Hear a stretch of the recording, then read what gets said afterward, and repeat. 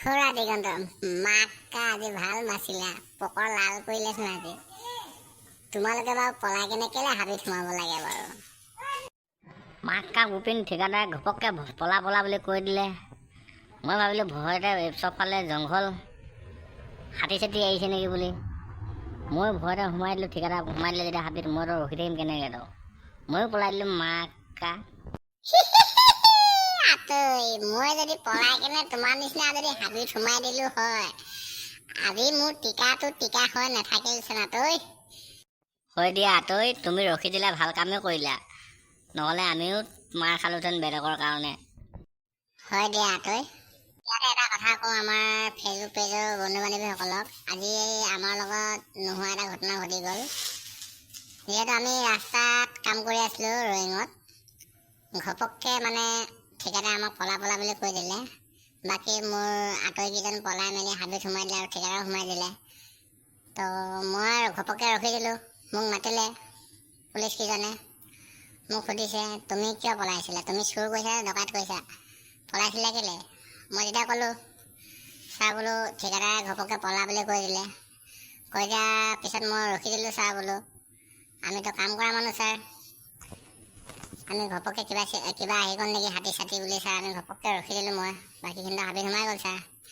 সেনেকৈ কোৱাৰ পিছত পুলিচজনে কৈছে তোমালোকৰ গাত গলতি নাই নহয়, ঠিকাদাৰ আৰু মালিকে তোমালোকৰ পাছটো বনাই দিব লাগে। কাৰণ কেলৈ আমি এতিয়া চবতে চেকিং চলি আছে আৰু গোটেই যিমান ৰাস্তাত কাম কৰি আছে চবকে আমি চেক কৰি আছোঁ। যাৰ যাৰ পাছ নাই সিহঁতক আমি ধৰি মেলি পাছ বনাই দিছোঁ। কাৰণ কেলৈ পাছ থকাটো খুবেই প্ৰয়োজন বস্তু। কাৰণ কেলৈ যদি পাছটো নাথাকে তুমি এদিন বিপদত পৰিব পৰা চেকিং চলি থকা টাইমত, সেনেকৈ বুজালে। তো সিমানখিনি ৰিকুৱেষ্ট কৰাৰ পিছতো মই অকল ৰখি থাকিলোঁ, বাকীকেইজন চব হাবিত সোমাই আছিলে। তো সিহঁতক ৰিকুৱেষ্ট কৰিছোঁ ওলাই অহা, ছাৰহঁতে মাতিছে বুলি কয়। লাষ্টত ওলাই নহাৰ কাৰণে ছাৰহঁতে খঙতে সিহঁতক উপায় নাপায় ওলাই আহিলে, দুই এবেট দিলে আৰু খঙতে, কিয়নো ইমান ৰিকুৱেষ্ট কৰাৰ পিছতেই সিহঁতে অহা নাছিলে। তো ইয়াতে এটা কথা কৈ দিওঁ আৰু, আমাৰ শদিয়াৰ পৰা যদি কোনোবাই কাম কৰিম বুলি আহিব বিচাৰিছে ৰয়িঙলৈ, গতিকে বিনা পাছত কোনো নাহিব। শান্তিপুৰত সোমাই আপোনালোকে 300 টকা লয়, এইটো আপোনাৰ এবছৰ কাৰণে থাকে পাছটো। আৰু যিহেতু এদিনৰ কাৰণে আপোনালোকে নবনাব, কাৰণ আমি এদিনৰ কাৰণে বনাই কিনে আহিছিলোঁ আৰু এবছৰ কাৰণে বনাবলৈ দিছে পাছটো। কাৰণ এইটো সিহঁতে পুলিচ প্ৰশাসনে এইটো বেয়া কথা কোৱা নাই। কাৰণ কেলৈ আজিকালি কৰ মানুহ কোনপিনে সোমাই আহে কোনো গম নাপায়। কাৰণ কেলৈ বাংলাদেশে এইটো সোমাই আহে কোনো গম নাপায়। একচুৱেলি এইটো ষ্টেটটো বৰ ধুনীয়া বনাইছে আৰু আমাৰ যদি শদিয়া চাপাখত যদি এনেকুৱা কৰিলেহেঁতেন খুবেই ভাল লাগিলেহেঁতেন। কিন্তু আমি যে এনেকৈ ধৰি লৈ গৈছে, মাৰপিট কৰিছে, আমি এইটো বেয়া পালে নহ'ব।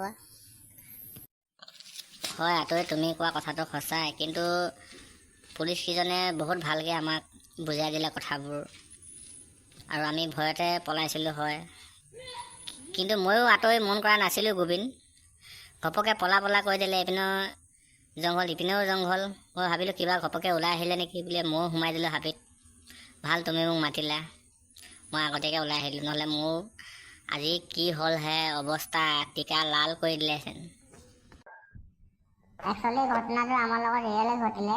কাৰণ কোনোবা যদি আহিম বুলি ভাবিছে, গতিকে এনেকুৱা বিপদৰ কোনো নপৰে। সেই গতিকে ভিডিঅ'টো বনোৱা হ'ল। যদিহে ভাল লাগিছে লাইক, কমেণ্ট, শ্বেয়াৰ আৰু ফ'ল' কৰিব। মোৰ নাম গজেন্দ্ৰ সোণোৱাল।